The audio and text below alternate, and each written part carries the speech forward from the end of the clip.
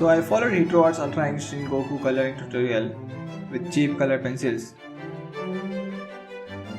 I learned a lot, and in this video I'll share everything what worked, what went wrong, and how you can avoid beginner mistakes. Let's jump straight into coloring part. Hitro Art's genius coloring process. First, color deep shadows with black color, and then using real blue or sky blue to color base hair, and lastly blend with white color.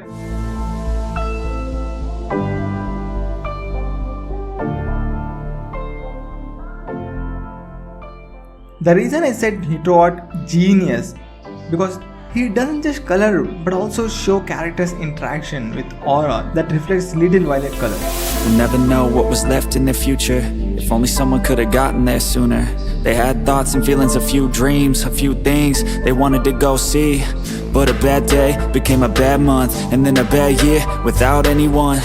No one noticed all. For the skin color, black as usual for deep shadows, then brown as a light base color, pink and light orange, and blend everything with peach color.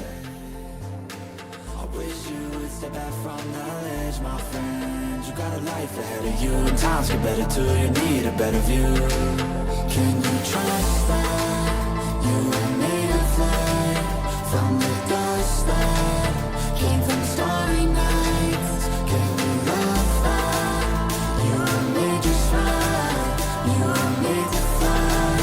You can save a life. You can save a life.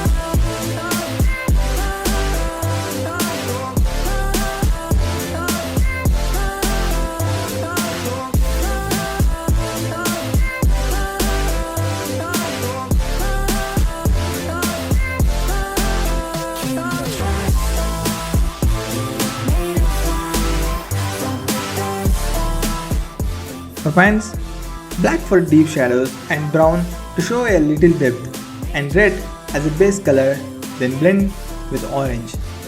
Hitro explained every step so clearly that even someone like me could follow along.